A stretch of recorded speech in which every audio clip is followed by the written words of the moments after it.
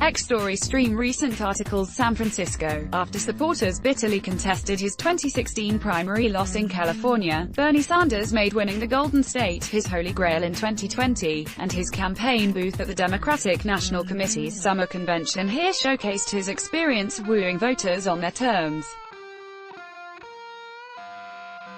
On display Friday was Bernie T-shirts in English, Chinese and Filipino, an appeal to the Bay Area's Asian community, as well as buttons featuring the state's iconic brown bear hugging a Sanders 2020 sign. In recent weeks, however, it's Elizabeth Warren who seems to be stealing Californians' affection. She drew an enthusiastic response here, and a recent poll shows her outperforming both Sanders and Sen. Kamala Harris, on the latter's home turf. A Surveyusa poll conducted August 1 to 5 shows Warren nipping at frontrunner Joe Biden's heels, coming within a 4-point striking distance of his 25% support in the state, garnering 21% of likely Democratic voters and besting Sanders, who attracted 18%, and Harris, at 17%. Sanders benefits from a residual 2016 infrastructure and passionate well of support after capturing 46% of the primary vote against Hillary Clinton in 2016. But Warren is undoubtedly making inroads since her commanding performances in both Democratic debates this year. While the Democratic candidates' campaign trips are heavily focused on the early primary and caucus states of Iowa and New Hampshire, Biden skipped the California DNC meeting to stump in the Granite State. California and its abundance of wealthy liberal donors is more than just a political ATM this year. State lawmakers moved next year's primary to March 3, Super Tuesday, to bolster its role in choosing the standard-bearer. Early primary voting can begin in February, and, because California is not a winner-take-all state, campaigns are trying to compete for their portion of the delegates. This past week, Warren held an event on Wednesday in Los Angeles, then headed to the DNC summer convention here to pitch party delegates. She plans to participate in a climate change town hall, also in San Francisco, in early September and has committed to be in the state almost monthly. Meanwhile, Sanders has crisscrossed the state in recent weeks. He taped an appearance on Jimmy Kimmel's Late Night Show last month and this week held a healthcare town hall in Little Tokyo, east of downtown Los Angeles, before heading north for a rally in Sacramento and 2 events in San Francisco, the DNC meeting and a packed town hall on college affordability. Perhaps because of his breakneck pace, Sanders decided to go with a more scripted speech to the DNC, which fell a bit flat, surprising some delegates and drawing unusually tepid applause. Officially an independent, Bernie has never been part of the party faithful, and his fuming over the DNC's tilt toward Hillary Clinton during the 2016 cycle and recent attacks on Harris over her fundraising in the Hamptons have clearly alienated some Democratic loyalists. The mood was immediately dampened for the Vermont senator when a large contingent of Harris supporters stepped on his opening remarks by getting up and chanting for Harris as they walked out of the ballroom. Harris, a tease in her hometown of San Francisco, had just delivered a forceful call to arms, blasting Donald Trump is unfit for office. Democrats are up for a good fight. Nothing we have gained has been without a fight, she said. Talking about Trump's 2016 campaign slogan, "Make America Great Again," she said it translates into looking back. We asked them, back to what? Back before the Voting Rights Act. Back before Roe v.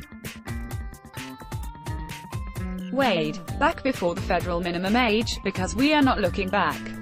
Sanders' stump speech seemed stale by comparison. At one point, he told the crowd to stand up with him, then, realizing this was unlikely and just a standard line in his remarks, he walked back the request, quickly arguing that this particular crowd didn't need to jump to their feet in support.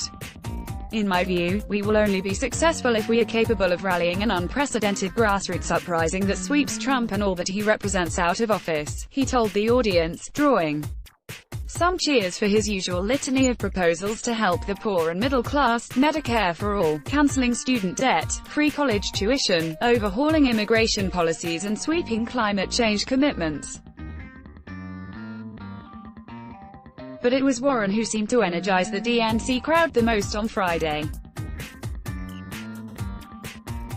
Before she had uttered a word, several audience members jumped to their feet to welcome the Massachusetts senator to the stage. She recalled the hardscrabble beginning of her career, that her parents couldn't pay for her college, and her work as a waitress to struggle to make ends meet before attaining her dream job of becoming a special needs teacher. Like Sanders, Warren also argued for big structural change, rather than incrementalism, a thinly veiled swipe at Biden. She touted her wealth tax and her own laundry list of government programs it could provide: free preschool and college, $50 billion for historically black colleges and universities, and instant relief for student loan debt.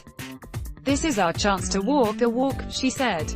"Everyone here will talk about building a grassroots movement. I'm out here doing it every day. I've been to 26 states and Puerto Rico. I've had 127 town halls, and best of all, I've taken 50,000 selfies. Because I believe this is our time. This is our way. We've just got to dream big, fight hard and win," she concluded. "Let's do this." When the day was over, DNC delegates milling about in the hotel lobby cited different standout moments, but all consistently cited Warren among the candidates who delivered the most impressive performances. Every progressive, liberal voter in this party sees Elizabeth Warren as somebody who, she's got it down. When she says, "I have a plan," she really does have a plan. Glenn Maxey, a longtime delegate from Texas and former state legislator there, told RealClearPolitics. "There's a whole bunch of people who say, 'Here's what we need to do,' and they have not even thought about how to do it, but I think people really trust Elizabeth Warren that she has that plan. She's just ready to go," he added. "It's just all about proving to everybody that she's electable, not that she has the policy chops.